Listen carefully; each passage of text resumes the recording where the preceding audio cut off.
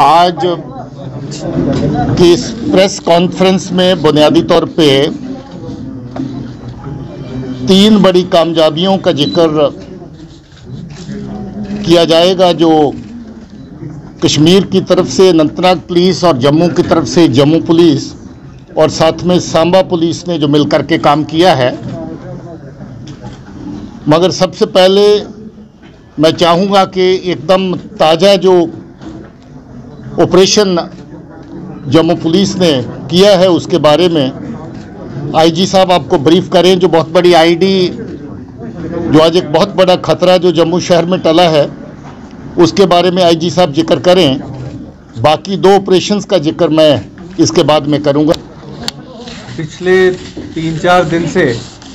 हम high alert पे थे। जनरल इंटेलिजेंस इनपुट्स थी कि पुलवामा ब्लास्ट की जो एनिवर्सरी है उसके मौके पे टेरर ग्रुप्स एक और बड़ा धमाका करना चाह रहे थे और इस बार जो धमाका है वो जम्मू शहर में होना था। इस इंफॉर्मेशन की बुनियाद पे हर इम्पॉर्टेंट लोकेशन पे हमारी हाई अलर्ट थी, हर नाके को अलर्ट किया गया था। और कल रात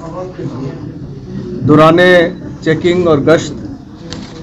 हमने एक सुहेल नाम के लड़के को गिरफ्तार किया जो सस्पिशियस कंडीशन में वहाँ पे घूम रहा था। उसके हाथ में एक बैग थी और जब उससे पूछताछ हुई तो बैग से तकरीबन 6-6.5 किलो की एक बहुत बड़ी आईडी बरामद हुई जो एक्टिवेटेड नहीं थी।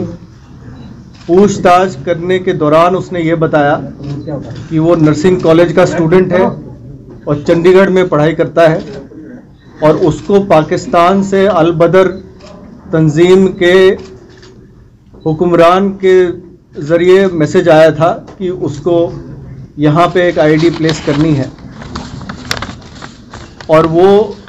इस आईडी को उसने 3-4 टारगेट्स दिए थे प्लेस करने के लिए, जिसमें रघुनाथ मंदिर,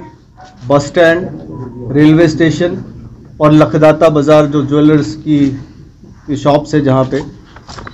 उनमें से किसी एक लोकेशन पे उसने आईडी रखना था।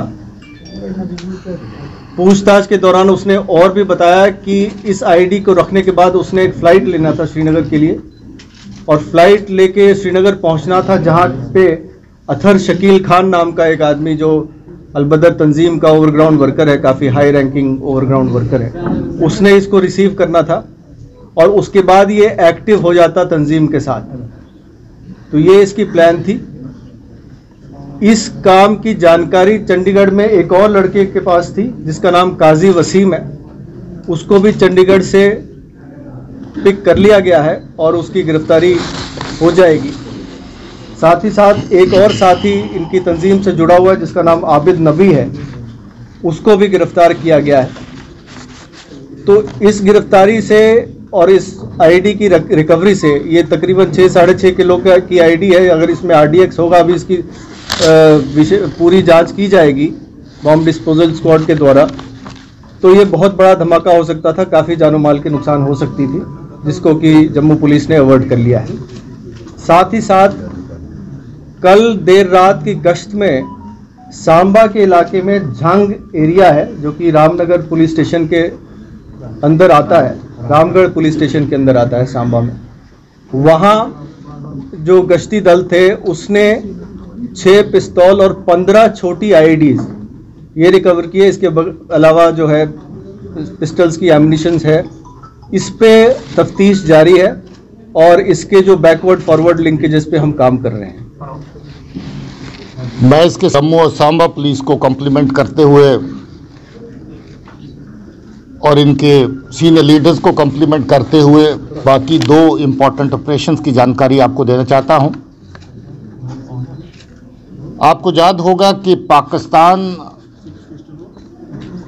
स्पॉन्सर्ड जो टेररिज्म है उसको वो नए चेहरे प्रदान करने की कोशिश में हमेशा रहते थे और पिछले कुछ अरसे में 1-2 ग्रुप ऐसे नए फ्लोट किए गए जिनके जरिए से जैश-ए-मोहम्मद, जो कि पाकिस्तान का टेररिस्ट आउटफिट है, लश्कर तौयबा जो कि पाकिस्तान का टेररिस्ट आउटफिट है, वहाँ की सरजमीन से काम करता है, उस आउटफिट को लोकल कश्मीरी नाम देने के लिए इनकी की हुई आतंकी कार्रवाइयों को, दहशतवादी की कार्रवाइयों को लोकल नाम देने के लिए जहाँ पर नए आउटफिट जो है वो खड़े किए गए, उसमें TRF के नाम से एक आउटफिट आया, द रेजिस्टेंस फ्रंट, जो लश्कर तौबा का एक फ्रंट है, लोकल नाम है। जितनी कार्रवाइयाँ लश्कर तौबा पिछले अरसे से कर रहा है वो वो TRF के नाम पे जहाँ पर ओन की जाती थी। उसके अलावा जैश-ए-मोहम्मद जो दूसरा ड्रेडेड टेररिस्ट आउटफिट है पाकिस्तान का, उन्होंने नए नए जहाँ पर ग्रुप खड़े करने की कोशिश की, जिसमें एक ग्रुप हाल ही में अगस्त 20 से एक्टिव हुआ लश्कर मुस्तफ़ा के नाम से। इनकी ट्रैकिंग कश्मीर की तरफ से काफ़ी लंबे अरसे से दोनों नए खड़े हुए ग्रुप्स की लीडरशिप की जा रही थी, और कश्मीर की पुलिस, खासतौर पे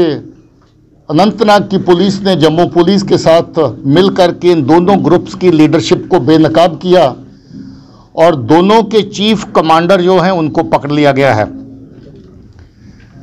उनमें से एक जो चीफ कमांडर है, इसका हिदायतुल्लाह मलिक नाम है। हिदायतुल्लाह मलिक जैश का, जैसे मैंने कहा कि जो लोकल आउटफिट लश्कर मुस्तफ़ा है उसको लीड कर रहा था, और पिछले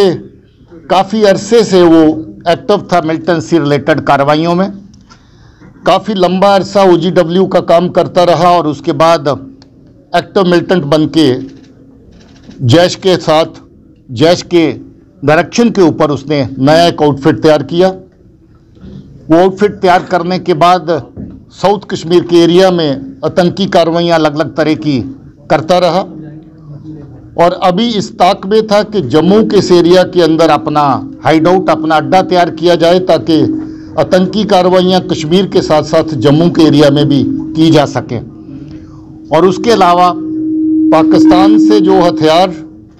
अलग अलग जरिए से आते हैं, चाहे वो बॉर्डर से किसी मिलिटेंट्स के थ्रू आए,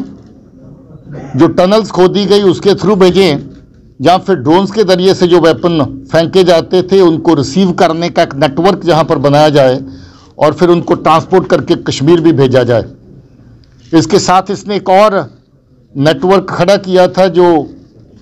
पंजाब के साथ मिलके जो इसके साथी हैं उनके जरिए से बिहार से वेपन मंगवाने का नेटवर्क खड़ा किया था, और बिहार से अभी तक 7 से ज़्यादा पिस्टल जो हैं वो लाए जा चुके हैं, और अलग अलग आतंकी कार्रवाइयों के लिए उनको आगे तकसीम किया गया। उसके अलावा एक नेटवर्क ऐसा भी बनाया जिसमें कुछ लड़के पंजाब में, कश्मीर बेस्ड लड़के जो पंजाब में अलग अलग जगह पे पढ़ते हैं, उनको शामिल किया गया, और जब जब उनकी ज़रूरत पड़ती है किसी कार्रवाई के लिए जम्मू में या कश्मीर में या बाहर से वेपन को ट्रांसपोर्ट करने के लिए उनका इस्तेमाल किया गया। जैसे ये ID वाले केस में आपने देखा कि ये भी लड़का पंजाब में पढ़ रहा था, इसके साथी भी 1-2 पंजाब में बेस बना के काम कर रहे थे, उन्हीं को इस्तेमाल करके छपरा बिहार से जो 7 पिस्टल लाए गए वो इसमें उसका खुलासा हुआ है। इसके अलावा आपको याद होगा कि 2018 में बहुत सारी आतंकी कार्रवाइयों में जैश-ए-मोहम्मद शामिल था। बहुत सारे दहशतगर्द पाकिस्तान की तरफ से एक टनल के जरिए से जहां पर आते थे, और उस टनल के जरिए से जो आतंकी आते थे उनको रिसीव करने के लिए आशिक नेंगरू नाम का एक कश्मीरी दहशतगर्द आता था। ये उसका एसोसिएट रहा, और किसी एक स्टेज के ऊपर आशिक नेंगरू को दिसंबर 19 के आसपास उसको जहां से टनल के जरिए से परिवार के समेत, जिस टनल से आतंकवादियों को लाया जाता था उसी टनल से परिवार समेत उसको निकाल के पाकिस्तान भेजा गया। आशिक नेंगरू अभी पाकिस्तान से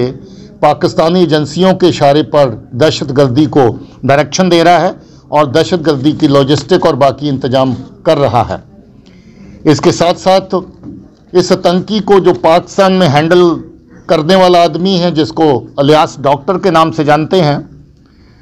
उसके कहने पर ये बंदा दिल्ली भी जाता है, और दिल्ली में जाकर के हमारे NSA साहब, अजीत डोवल साहब के जो जहाँ पर ऑफिस है उन एरिया की रेकी करता है, फिल्म बनाता है, और वो फिल्म बना के पाकिस्तान अपने हैंडलर को भेजी जाती है, जिसका मतलब ये हुआ कि ये जम्मू कश्मीर के साथ साथ दिल्ली के अंदर भी अपने टारगेट जिनको ये निशाने पे लाना चाहते थे, खासतौर पे जैश ए मोहम्मद जिनको निशाने पे लाना चाहती थी, उनकी रैकी इनके जरिए से करवा रही थी। और उस रैकी के बाद वहाँ पर भी इस तरह की दहशतगर्दी की कार्रवाइयाँ प्लान करने का मंसूबा पाकिस्तान की एजेंसीज ने, खासतौर पे जैश ए मोहम्मद ने बना रखा था। तो ये बहुत बड़ी कामयाबी है जिसके चलते ये जो हिदायतुल्लाह के पकड़े जाने के बाद इन चीज़ों का खुलासा हुआ। एक बैंक लूटा गया था नवंबर 20 में शोपियां के एरिया में, 60 लाख रुपए बैंक की कैश वैन जा रही थी, उसको रोक करके उससे कैश लूट लिया गया था। उसमें भी ये आतंकी इसके साथ जो शामिल थे वो आइडेंटिफाई हुए हैं और इसने माना है कि बैंक कैश की लूटिंग में इसी का हाथ था। इसकी निशानदेही पर अभी तक इसके 4 एसोसिएट पकड़े गए हैं, इसकी वाइफ भी उसमें शामिल है, बाकी टेररिस्ट एसोसिएट भी पकड़े गए हैं और पुलिस की बाकी की कार्रवाई अभी जम्मू कश्मीर में जम्मू जिला की पुलिस और अनंतनाग की पुलिस अपने डीआईजी और आईजी की क़यादत में मिलकर के उस पर फर्दर जो इंटेरोगेशन का सिलसिला भी जारी रखा हुआ है। दूसरी बड़ी कामयाबी जो हिदायतुल्लाह के अलावा जो 12 और 13 की रात को जो दूसरा आतंकी पकड़ा गया है जिसका नाम जहूर है, जहूर आथर इसका नाम है, इसको खालिद भी कहते हैं और साहिल भी नाम है इसका। लश्कर तौबा के फ्रंट को जो रन कर रहा था टीआरएफ को, ये टीआरएफ का चीफ था। ये भी बहुत लंबा अरसा पहले खुद ओजीडब्ल्यू के खाते में काम करता रहा। इसकी बड़ी बात यह है कि ये बहुत पुराना ट्रेंड मिलिटेंट है। 2002 में ये हिजबुल मुजाहिदीन के साथ काम करता था, जहां से बॉर्डर पार गया था, बॉर्डर पार जाके पाकिस्तान में ट्रेनिंग हासिल करी थी और जब वापस लौट के आया था तो 5 फॉरेन टेररिस्ट रजौरी के रूट से लेकर के जब वापस आया था। उसके बाद ये लगभग 5 साल एक्टिव रहा और 2006 में इसने सरेंडर कर दिया था और सरेंडर करने के बाद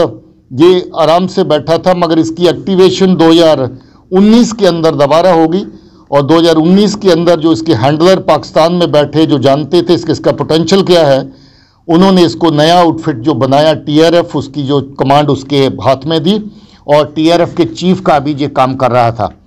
इसने अपना काफ़ी बड़ा नेटवर्क कश्मीर के अंदर पैदा कर दिया, जिसमें से 8 लोगों की पहचान अभी तक हो चुकी है। उसमें से कुछ लोग पकड़े जा रहे हैं, उनकी इंटेरोगेशन कश्मीर वाली साइड पे शुरू हो चुकी है।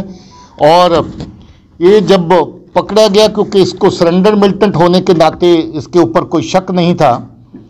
इसकी जो अभी तक की जो इन्वॉल्वमेंट सामने आई है, कुलगाम में 3 बीजेपी के जो एक्टिविस्ट हैं उनको मारा गया था, उसमें इसकी शमूलियत थी, जो खुद उसमें शामिल था। उसके अलावा कुकरनाग के एरिया में पुलिस के एक जवान को हलाक किया गया था, उसमें भी ये शामिल था। इसकी पूछताछ अभी काफ़ी शिद्दत से जारी है और मैं ये समझता हूँ कि जिस लेवल पे ये ऑपरेट कर रहा था, इसकी काफ़ी सारी और आतंकी गतिविधियों का पता इसमें से चलेगा। सो आपके सामने 3